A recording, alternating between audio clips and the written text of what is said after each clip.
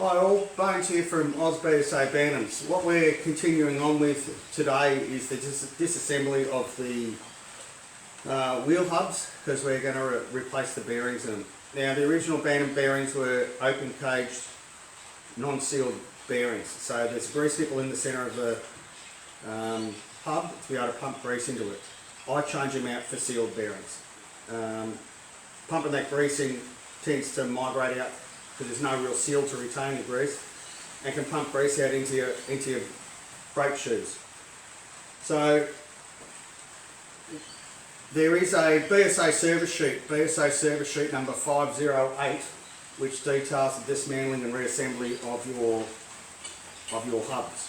So if you're not sure about what you're doing, you can grab that service sheet and have a look at that. I'm pretty sure it's on our website.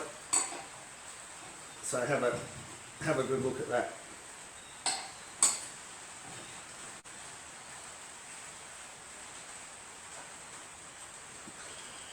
Okay, wheel nuts off. So I'm having a look at the wheel nuts for any burrs or anything like that on them, and they look really good. If they were a bit burred up, I just put them in the lathe and face them off again and take the burrs off it.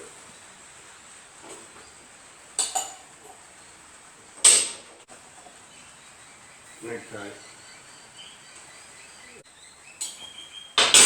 That we got out on the other side.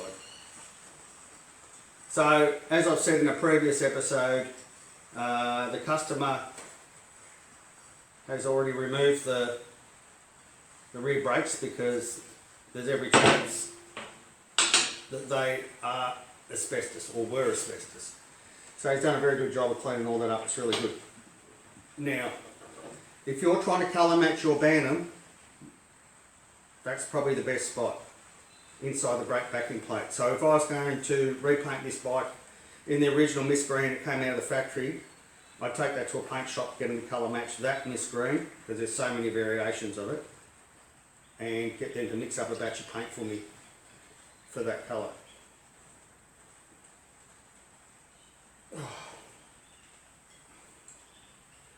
So the, excuse me, brake cam might just be crudted up with grease.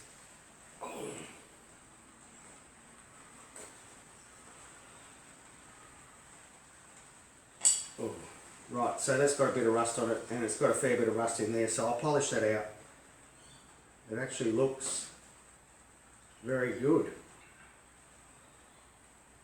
So I'll give that a bit of an emery clean in there, give that a bit of a clean up as well. Film the grease when it goes back in to make sure it rotates all right. So whilst I've still got these locked up here,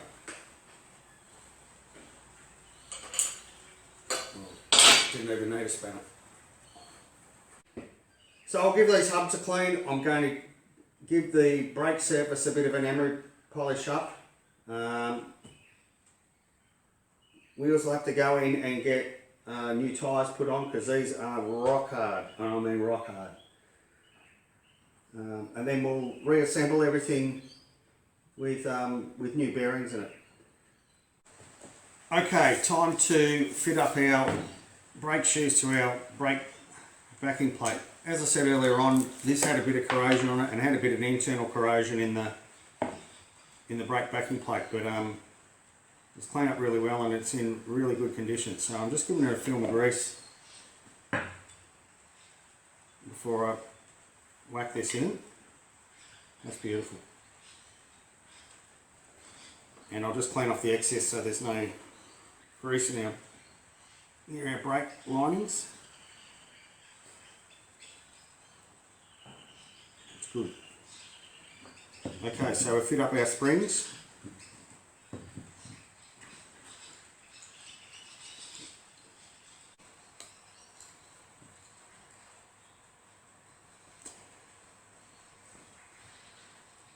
Okay, so we've got our springs on. So to fit them up, we just push them down, lever them up with a screwdriver under the front and the back, and we should be right.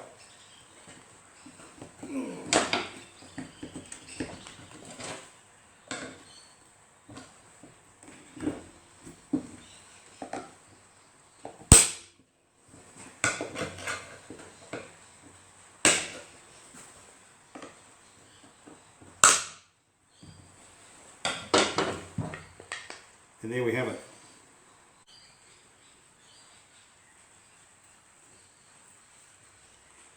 Okay, I've cleaned the hubs out, but I'm just giving it a film of grease on the inside more as corrosion control for the future, because we're fitting up seal bearings.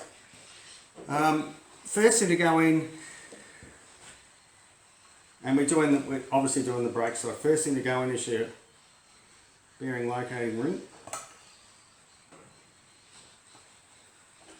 and I'm just going to give that a tap in. Here we go. Next thing to go in is the actual bearing. Right. Few things about putting bearings in. This is a modified bearing drift that I've got. If you're going to use a pin punch, whatever you do, you never ever hit on the center race of a bearing. What it does, it causes the balls to impact the actual outer race and put a little tiny dimple in it. So as the bearing spins, all the balls just keep picking up on that dimple and it destroys the bearing. If you're going to use a pin punch, be very, very careful once you start getting down to the internal thread here. It's very fine, very hard to repair. So as you can see, I've got the hub sitting on a piece of wood so it doesn't damage the other side.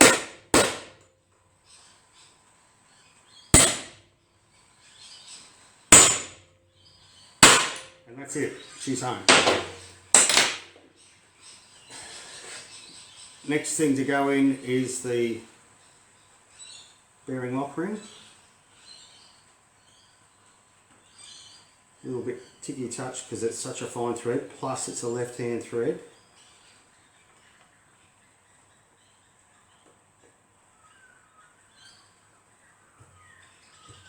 So if you remembered, there was a washer that sat underneath here, and that's part of the mechanism to stop the grease coming through the bearing. There's no need to put that back in because we've got sealed bearings.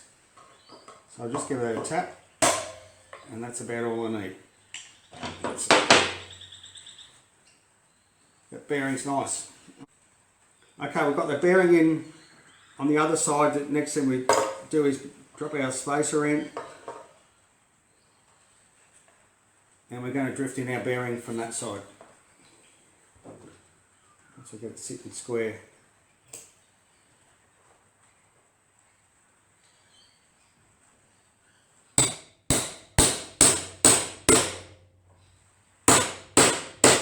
I'm having a look down to make sure. Yep, that's fine.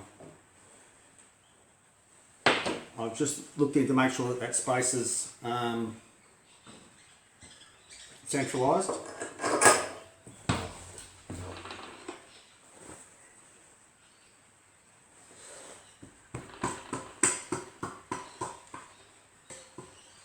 Very nice film of grease on that. That feels really good.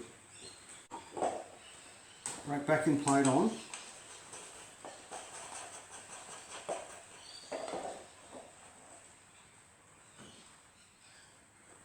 And I'll lock that up.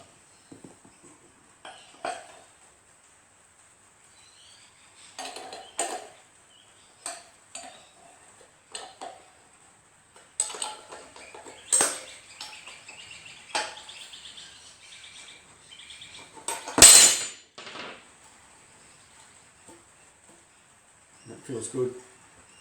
Now the next thing I've got to do is make sure I've got enough, or the right amount of thread hanging out either side. That's 15, and that's 15 and a half. So that's spot on. Now I'm also checking here if the brake shoes are dragging on the drum, and they're not. That feels really good. So I'm pretty happy with that. That's gone back together really well. Just something to note on, well, I've seen it more on early Bantams and not so many late ones, but is this clip, this little clip, and you can see it's got a little dimple in the top which locates into the oiler hole for the pivot for your brake cam. So some Bantams have got them. I don't know if they'll just thrown away after a while, but or BSA discontinued actually fitting them, but this one's got it. Very happy with that. It's come up like a treat. Tyres, obviously we're in COVID lockdown at the moment, so I can't get away to get tyres put on, but it won't matter. We'll get new tyres put on it when we get the chance. So now I'll get onto the rear wheel. That's come up great.